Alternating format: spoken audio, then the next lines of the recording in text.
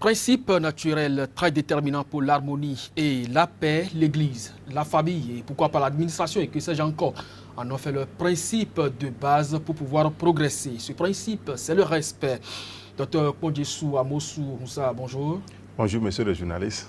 Vous êtes co-auteur du livre dont le titre fera objet de cet entretien. Il s'agit bien sûr du titre « Le respect, une valeur à pérenniser ». Est-ce parce que vous êtes un enseignant et en même temps théologien que vous avez inspiré ce titre-là ou véritablement parce que vous avez été confronté à des réalités en termes de respect dans la vie? Je tiens d'abord à vous remercier, à vous exprimer toute ma gratitude pour avoir accepté de nous recevoir pour parler de ce document très important et à féliciter tout le travail qui se fait ici pour la promotion et le respect des valeurs que constitue tout ce que nous avons aujourd'hui, que nous devons pérenniser. Alors ce livre a été écrit parce qu'aujourd'hui, nous constatons que le respect qui est une valeur fondamentale, une valeur cardinale, est en train de disparaître petit à petit.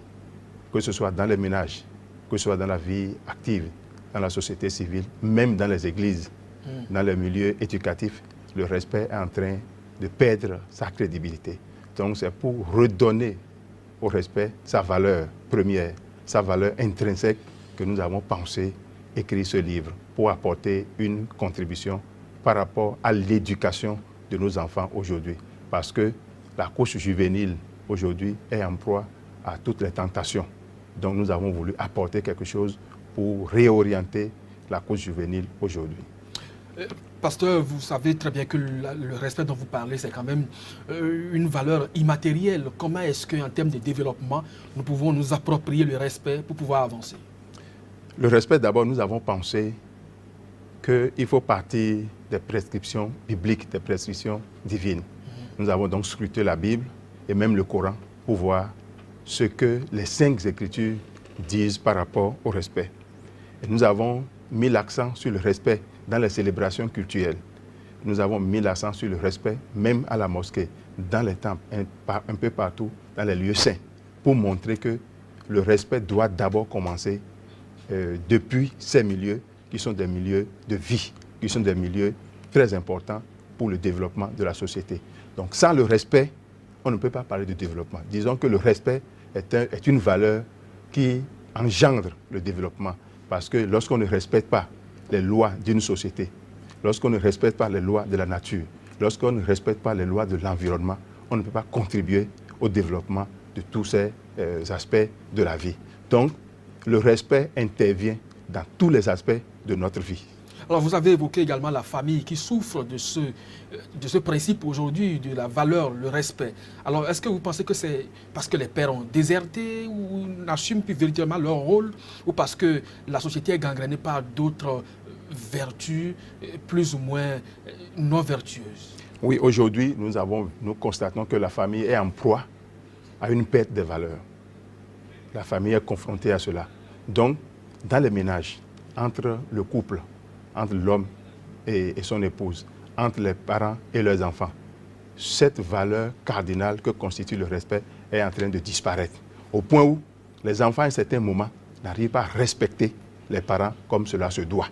Les parents également n'inculquent pas aux enfants la valeur intrinsèque qu'est le respect aujourd'hui. Mais en tant qu'homme de Dieu et dans un second temps aussi en tant qu'enseignant, qu'est-ce qui selon vous peut expliquer ce fait? Ce qui peut expliquer ce fait, c'est parce que l'éducation de base est faussée. D'abord même au niveau des parents. C'est-à-dire que les parents doivent être rééduqués aujourd'hui.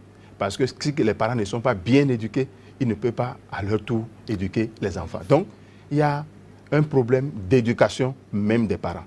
Donc, il faut revoir à la base. Et c'est quand on va revoir cette problématique d'éducation des parents aujourd'hui qu'on pourra être sûr d'inculquer à la génération future de bonnes bases, des normes qui peuvent transcender tout ce que nous rencontrons aujourd'hui. Parce qu'aujourd'hui, nous sommes confrontés à tout dérèglement. Les enfants qui ne s'habillent pas bien, on voit des jeunes filles qui ne s'habillent pas également bien, des jeunes garçons qui ne s'habillent pas de façon décente. Mais tout cela est dû à quoi? Ça est dû à l'éducation qu'ils ont reçue à la base, à la maison. Parce que c'est vrai, la famille éduque, la société éduque, même l'Église également éduque. Donc, il y a ces trois normes d'éducation aujourd'hui. Donc, nous devons revoir la manière dont l'éducation est portée dans ces trois normes, dans ces trois vecteurs d'éducation aujourd'hui. Mais vous parlez là des parents qui doivent s'éduquer autrement. Ça veut dire que lorsque nous rentrons dans le cours des pédagogies, ça parle de l'andragogie à ce niveau. Alors, est-ce que vous pensez aujourd'hui que la société peut jouer ce rôle ou bien c'est l'Église qui doit le faire? L'Église doit d'abord jouer un rôle très important dans l'éducation. Parce que l'Église est le premier éducateur, pour ne pas dire, oui, l'Église est le premier éducateur. L'Église doit jouer un rôle d'éducateur dans la mesure où l'Église inculque déjà à la société les valeurs intrinsèques qui permettront à la société de se prendre en charge et de se développer. Quand vous venez à l'Église et que l'éducation est faussée à l'Église, il y aura des répercussions dans la société. Donc l'Église doit jouer un rôle d'avant-garde. C'est pourquoi l'Église insiste sur même l'habillement des enfants aujourd'hui, la manière dont les enfants doivent s'habiller. Donc nous avons mis un accent sur cela pour montrer aux enfants, pour ne pas s'exposer. Pour ne pas s'exposer à tout aujourd'hui, il faut savoir même s'habiller. Alors, donc ça veut dire que nous devons respecter ce que nous sommes, nous devons respecter notre corps. Donc le corps de l'être humain est sacré. Dieu a créé le corps de l'être humain, un corps sacré. Et quand nous nous habillons de manière peu orthodoxe, nous ne respectons pas notre propre corps. Et si nous ne respectons pas notre propre corps, ce corps est exposé à tout. Donc les parents ont un grand rôle à jouer dans l'éducation des enfants. Alors vous attaquez aussi l'administration et c'est là où ça paraît quand même bizarre parce que vous savez en termes d'administration c'est une hiérarchie, tout est organisé suivant les tests. Alors en quoi le respect est-il fondamental dans l'administration? Dans l'administration, le respect est fondamental parce que lorsque vous êtes nommé à un poste de responsabilité dans l'administration et il y a des tests qui régissent la vie de cette administration, vous êtes censé d'abord respecter ces tests. Maintenant, si vous-même qui êtes à ce poste de responsabilité, vous ne respectez pas les tests en vigueur dans cette administration, vous ne pouvez pas avoir l'autorité sur les autres pour leur demander de respecter ces mêmes tests. Donc c'est pourquoi le respect doit être observé dans l'administration et dans la vie professionnelle également. Quand nous sommes dans la vie professionnelle, il y a la déontologie de notre vie. Il y a la déontologie de notre vie. Et si nous ne respectons pas la déontologie de notre vie, très souvent, on assiste au dérèglement. On assiste à des comportements déviants de toutes sortes et qui entraînent notre société dans ce que nous pouvons appeler aujourd'hui les déviances. Donc, pour éviter cela, il faut que lorsque nous sommes à un poste de responsabilité sur le plan administratif, nous puissions respecter l'engagement que nous avons pris. Nous pouvons respecter la parole que nous avons donnée.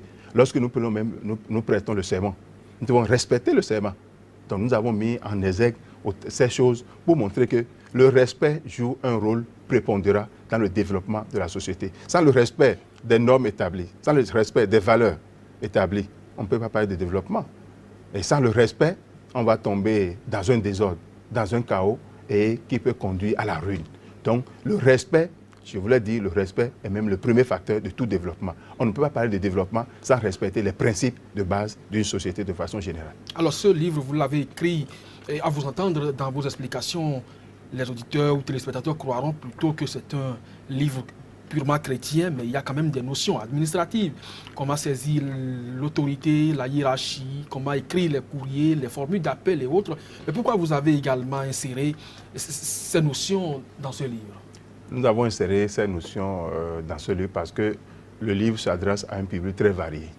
Ce n'est pas seulement pour les chrétiens que nous avons écrit, donc ça s'adresse à un public très varié pour permettre à la société béninoise de façon générale de profiter de ce livre. Donc voilà pourquoi nous avons mis dedans comment écrire même un courrier à son supérieur hiérarchique, comment rédiger un projet, comment respecter les clauses d'un projet, comment respecter également ses engagements sociaux, ses devoirs sociaux. Donc nous avons mis tous ces aspects dedans pour permettre à la société, aussi variée qu'elle soit, de pouvoir tirer quelque chose pour l'éducation de nos enfants, pour notre propre éducation et pour le développement de notre nation. Alors la parole de Dieu ne se vend pas, elle se donne. Alors ce document, c'est gratuit ou ça se vend dans les librairies? Ce document se vend dans les librairies, dans les églises protestantes de façon générale, que ce soit à Cotonou ou à Porto-Novo. Et on peut trouver également ce document à l'Université protestante de l'Afrique de l'Ouest à Porto-Novo, au Temple Cité des Grâces de Porto-Novo, parce que ce document est vulgarisé et nous l'avons mis à la portée de tout le monde. C'est vendu au plus symbolique de 1500 francs parce que nous ne voulons pas nécessairement gagner quelque chose, mais nous voulons apporter quelque chose pour le développement de notre nation. Parce qu'il y a un aspect aussi important, nous avons parlé de respect de l'environnement. Quand vous voyagez aujourd'hui, vous passez un peu partout, vous voyez que nos villes sont un peu plus sales. C'est parce que l'éducation n'a pas encore atteint ce niveau. Donc on ne nous a pas encore inculqué la notion du respect de l'environnement. Alors que l'environnement est sacré, l'environnement est créé par Dieu et nous devons respecter l'environnement. Autant nous respectons l'être humain, de la même manière, nous devons respecter l'environnement qui est une créature divine. Dr Pondjesou Amos Moussa, co-auteur du livre Le respect, une valeur à pérenniser. Je rappelle que votre second auteur, c'est bien sûr Mathias Azokli Singbo. Il est conseiller pédagogique à la retraite. Alors, nous tendons vers la fin de cet entretien. Qu'est-ce que vous pouvez dire pour qu'on puisse conclure? Pour conclure, je voudrais d'abord vous remercier pour cette occasion que vous nous donnez et dire également merci à mon co-auteur, M. Mathias Azokli, qui est conseiller pédagogique, parce que nous avons travaillé ensemble. Et nous voulons inviter les parents à avoir au moins un exemplaire de ce livre et à savoir qu'aujourd'hui, le respect est un facteur de développement. Sans le respect des règles établies, sans le respect en famille, sans le respect dans le couple, sans le respect de la société, sans le respect de l'environnement, sans le respect sur le plan juridique et même sur le plan administratif, on ne peut pas parler de développement. Donc, lorsque chacun se sera respecté et respecter les engagements qu'il aura pris vis-à-vis de soi-même, vis-à-vis de l'autre et vis-à-vis de la nation, qu'il y aura l'harmonie, qu'il y aura la concorde, qu'il y aura le développement. Pour vous, quelle est la valeur du nom de famille? Le nom de famille a une valeur très intrinsèque. Parce que c'est avec votre nom de famille qu'on vous reconnaît d'abord, qu'on vous identifie d'abord. Donc le nom de famille, c'est un nom très important dans la vie de l'individu. Ça permet de savoir de quel clan vous êtes, de quelle génération vous êtes, de quel clan vous êtes. Donc le nom de famille est un nom très important dans la vie de l'être humain. Docteur Pondjesou Amos Moussa, co-auteur du livre Le respect, une valeur à pérenniser. Merci d'avoir répondu à notre invitation. Et donc, je crois que la société vous a entendu et les uns les autres vous ont écouté également.